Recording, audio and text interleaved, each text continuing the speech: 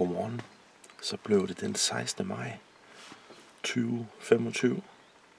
Og om så 32 minutter, der går bukkejagten ind i år.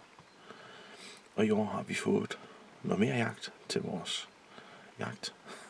I forlængelse af det stykke, vi har haft de sidste 3 år, har vi fået 50 hektar mere, som faktisk går hele vejen rundt om den mose, jeg selv bor nede i. Så der skal jeg prøve ud og sætte. Vi har et lille brakstykke langs et par remisser, som har stået i brak i nogle år. Ikke så stort et stykke, men der har jeg alligevel set en del dyr nede, når jeg sådan er kørt forbi. Så der prøver jeg at liste mig hen og sætte, og lige sætte og holde lidt øje med her til morgen.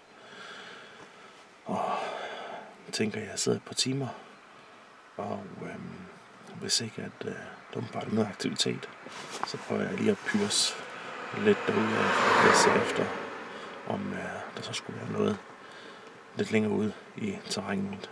Men vi krydser fingre for, at der kommer en buk, og der kommer en rigtig buk, som jeg så vurderer, at jeg vil skyde.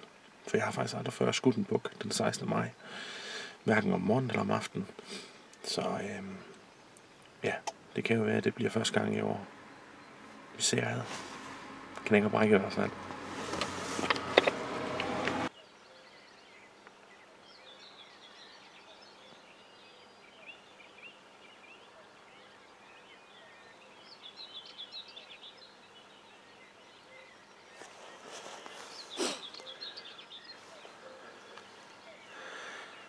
Nu har jeg fundet mig en plads her i lageren, hvor jeg sidder over det her brakstykke her. Så nu er det bare vand på, solen den går op. Og så håber på, at jeg er rigtig heldig.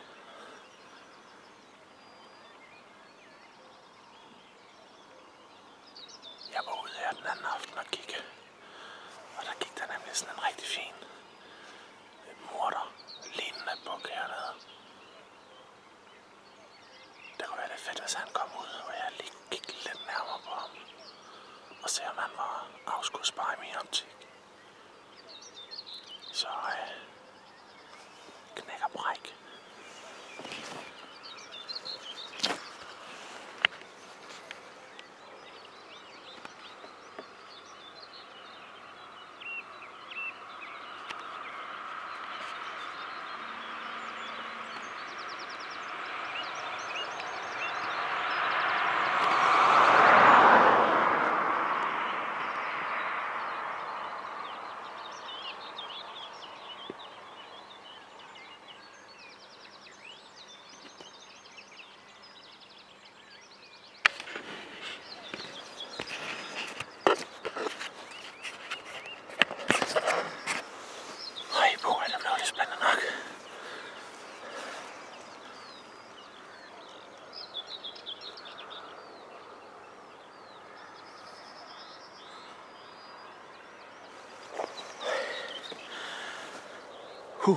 Jeg har set, som jeg sådan nok nævnte før, så har jeg set sådan en morterbuk hernede. Og nu her for 1 minut siden, kom der lige pludselig en buk løbende forbi her. Sådan lunden er sådan halvhurtigt, ikke fuld 80 spring.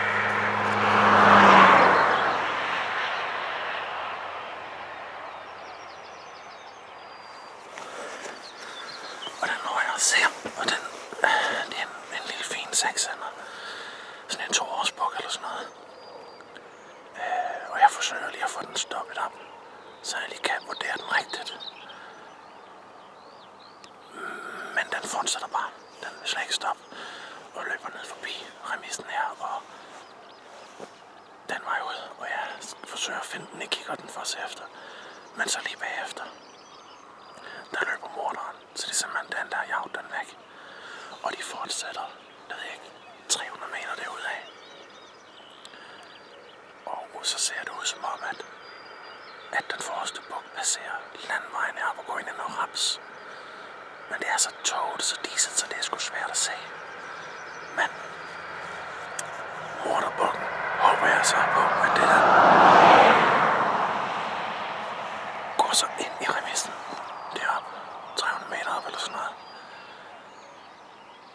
Så den så jeg slet ikke lige første omgang. For jeg har alt for meget fokus på den anden. Så nu må vi lige se her, om han kommer tilbage. Det gav der lidt et blod på tanden og lidt håb om, at... For nu ved jeg, nu er han her. Men han kan lige så godt gå den anden vej. Og ind på naborums, det er en stor rapsmark. Nu må vi se, nu krydser jeg i hvert fald fingre.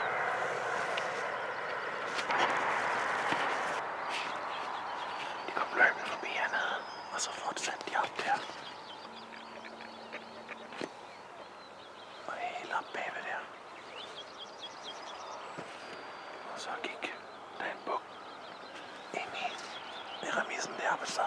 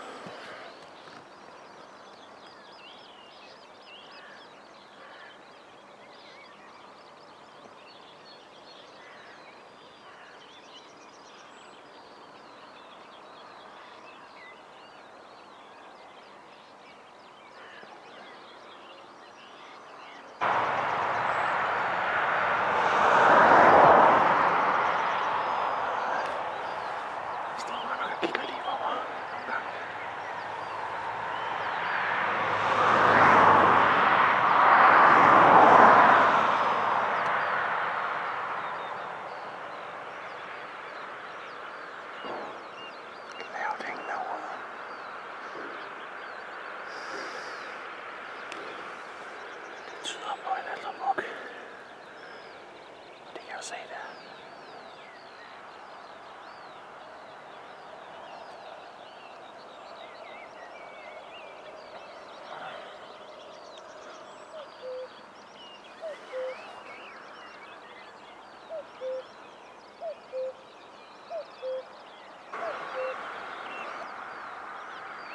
Jeg kan nok lige med et træk, jeg skal gøre.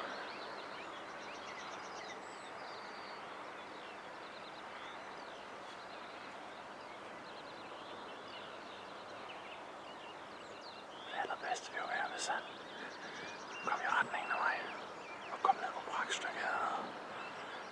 Og det er jeg sgu bange for, han. Men han ikke gør, jeg er bange for, han går væk fra mig lige om lidt.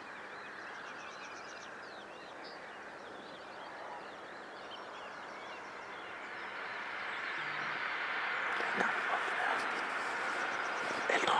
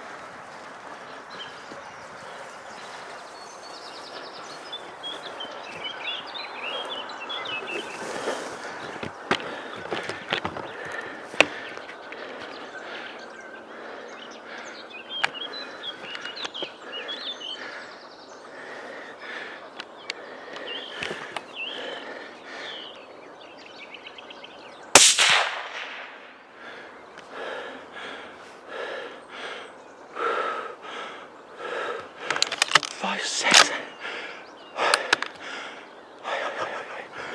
Jeg bliver så godt tæt op.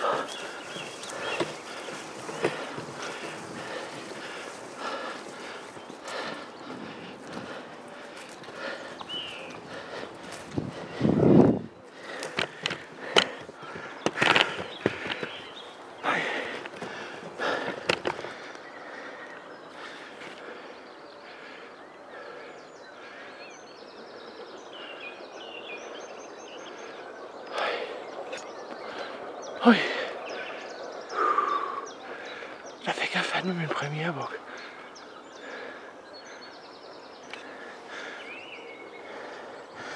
Der fik jeg min premierebuk. Og det var morderen. Ham jeg har gået efter. Jeg har set ham hjemme på vores egen mus. Og så har jeg set ham hernede. Hvad det så det hedder? Den ene aften vi var ude og kigge, hvor jeg stødte en lille rå, som løb 100 meter forbi ham. For helvede. Og som han virkelig bare skulle jage væk.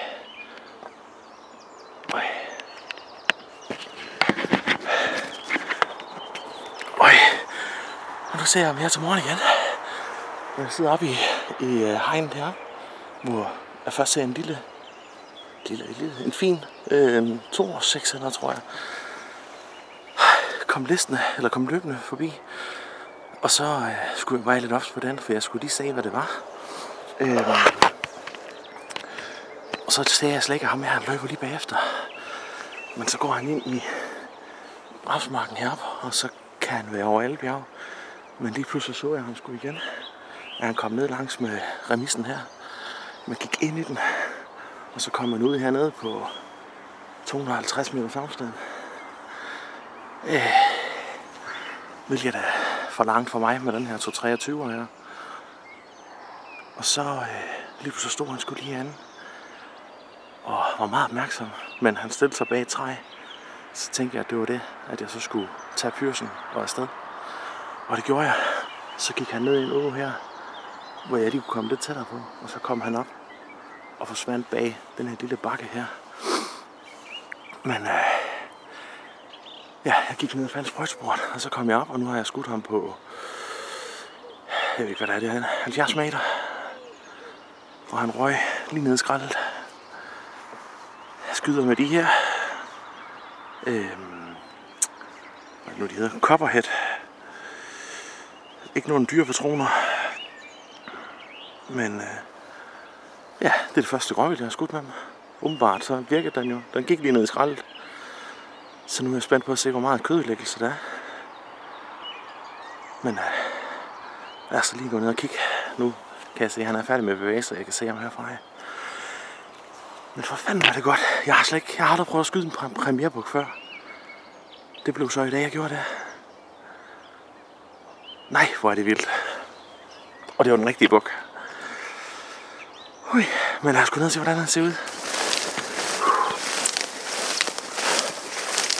Jeg er spændt på at se den. Hvor stor den i virkeligheden er.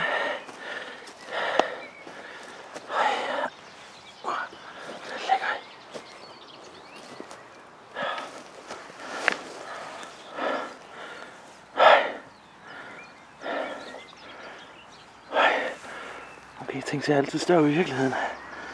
Men der er ingen tvivl om, at det er jo pladsbukken, den her. Og nu har jeg set ham jage 2 forskellige bukke væk.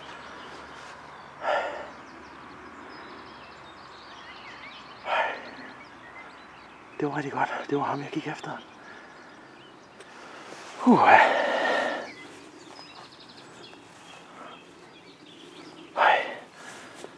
Det var fandme nemlig godt. Ej, hvor er jeg glad.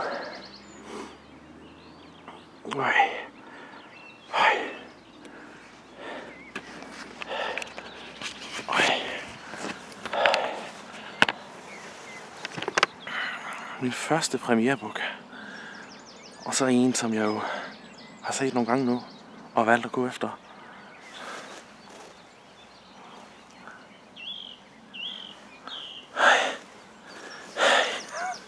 Det er jo helt vildt. Hvor er det fedt. Han er noget mindre i kroppen, end jeg har set ham. Så derfor har han jo set kraftig ud i det hele. Men det er lige meget. Det er en fin buk. Det er en rigtig fin buk, det her. Det var fandme godt. Nå. Så må jeg jo hellere få ham brækket jo.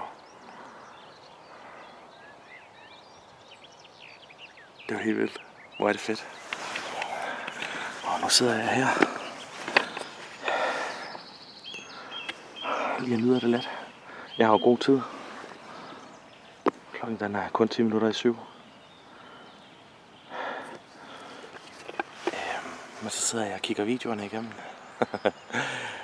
Og i min iver, i min bukkefeber, ros. Der er simpelthen lykkes mig lige at få drejet kameraet, så jeg ikke ser bukken i skud. Jeg tror, jeg filmer lige en halv meter bag den. Eller den er lige en halv meter ude af billedet, men ja. Det er der ikke nok at gøre.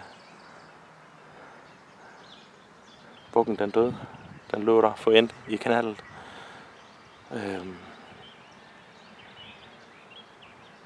Og det var den buk, jeg har gået efter. Nu har jeg set ham hjemme ved mig selv. Vi bor jo på den anden side af træerne der. Og så jeg ham hernede på det brakstykke her den ene aften. Hvor jeg som sagt stødte en lille buk, der løb ned forbi ham. Og som ham der han lige skulle jage helt væk. Og nu her til morgen, mens jeg sidder og venter, kommer der jo lige pludselig, det har jeg også fortalt, men så kommer der lige pludselig den her fine seksender, ikke en stor seksender, men heller ikke en lille, lundende, løbende på tværs af marken og nede lige rundt om hjørnet på remissen af han. Og jeg forsøger selvfølgelig at finde den i kikkerten for at skal se, hvad det er for en buk og så videre. Og den står bare på gang med røven til. Men jeg er så ivrig efter at kigge på den, så jeg ser slet ikke, at lige 100 meter bagefter, der kommer den her løbende, fordi det er ham, der er ved at jage den væk. Og han står også på gang med røven til. Men ja, slet ikke noget, jeg kunne nå at skyde på. Men han får jaget den anden buk over landvejen her. Og så går han ind i remissen her, og kommer ud om på siden der. Det ved jeg faktisk ikke, om jeg når for filmet. Og går ind i remissen igen og kommer så ud hernede på 250 meter eller sådan noget. Så jeg måtte lige hurtigt pyrse ind på ham, og lykkes så med at få ham skudt. Så det var helt vildt. Det var helt vildt. Det var sgu fedt at prøve at skyde en buk på premieremorgenen.